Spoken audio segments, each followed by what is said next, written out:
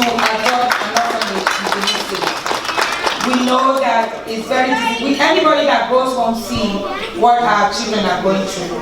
Even those that have both parents, their parents are working, it's still very difficult for them. But we thank God that we have some orphanages that some very caring individual in Benin that will bring other kids that have no parents. So we want to focus our fundraising in doing that and doing their education. So we need your support and we need you, we really need this money.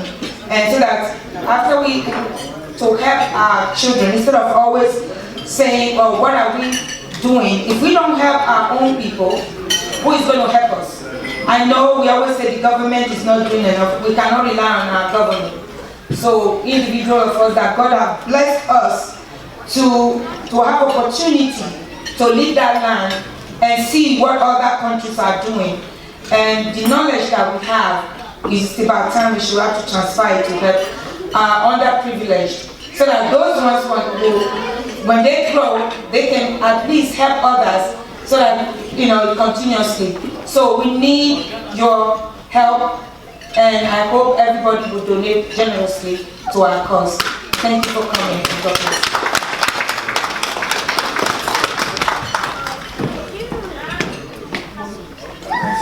Thank you.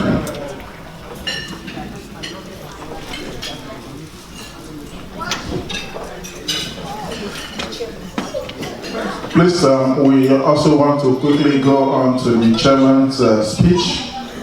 Mr. Chairman is no other person but a daddy that I would like to look like when I grow up. I'm still growing up. It's no other person but big daddy here, Dr. Osega. Please give him a big round of applause. Good evening, ladies and gentlemen. First of all, I would like the members of this association to stand up very briefly for acknowledgement. Please, I will beg your indulgence. Please, let's give them a very big hand of applause for what they do. Thank you very much, and we appreciate you and what you are doing. May God continue to bless you.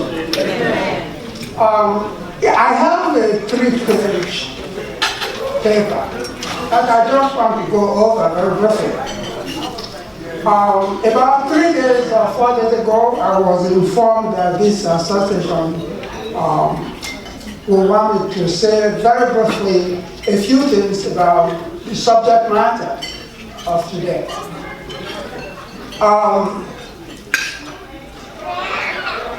Let me just say the context of what they are doing so you can appreciate it.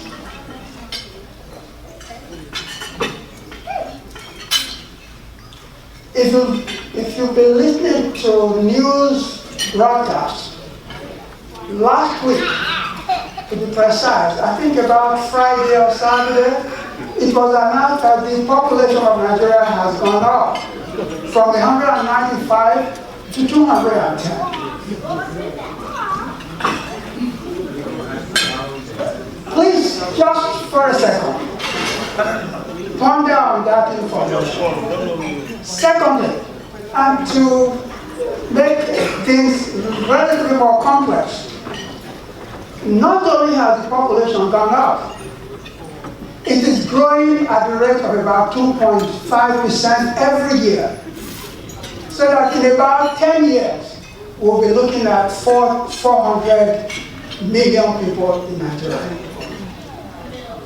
Mind you, the economy that sustains, that provides for the population, is relatively growing in small shots.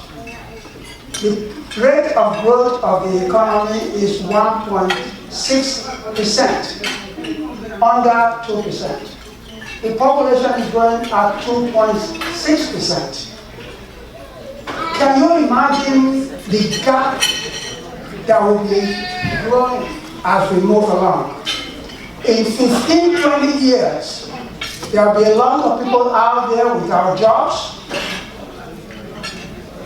without hope and willing to commit suicide on the streets because they have no other means to sustain themselves or to provide for their families.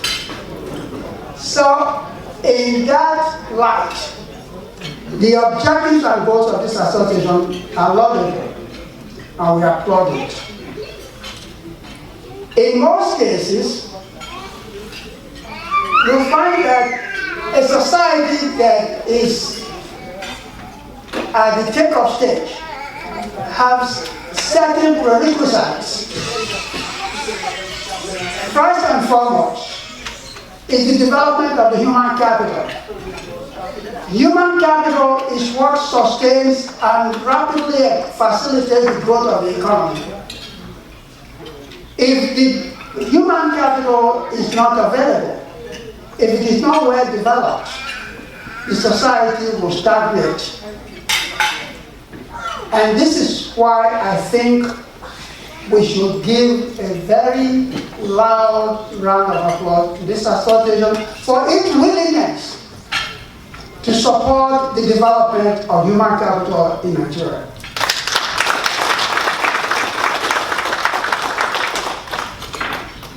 Why is human capital important?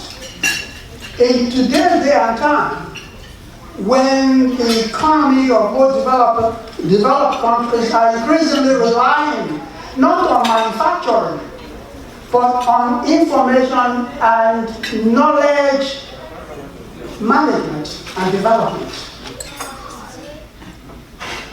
We need people that have acquired all types of skills, not only to produce bicycles or to manufacture keke, but also to make our computer and our light run 24/7.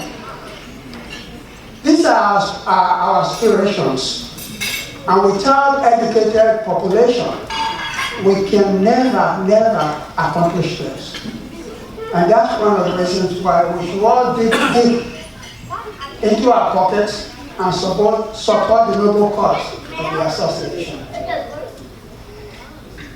If you look at the orphanages in Nigeria, I, just for the heck of it, Googled orphanages in Nigeria. If you just type in orphanages in Nigeria, it will give you information about what's available there. Anecdotal evidence suggests that by 2012, there were 11.56 million orphans in Nigeria. Nigeria has the third largest orphans in the world. And one of the primary reasons why this is increasing is not because of something that is so mercurial we cannot put our fingers upon it.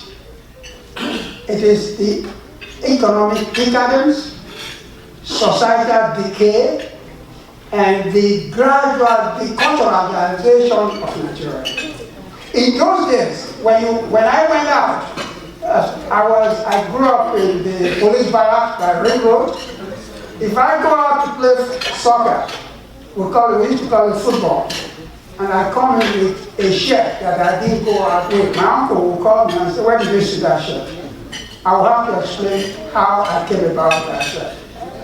But today, if I go home with an airplane, they will tell me, "Oh, that's how you were able to see your mates are still in bigger things. You're always doing bigger things." Because the culture is backward. And there's no faster way of reintroducing and re-engaging and re-educating our people about our culture other than through education. That is one of the reasons I'm particularly very gratified when I have the opportunity to address an audience of this nature. I will, for all practical purposes, continue to support this association. And with my wife beside me, I know we can pretty much be able to do that and sustain it for an extended length of time. I do, however, want to point out two things before I hand over the microphone. there are three key things that are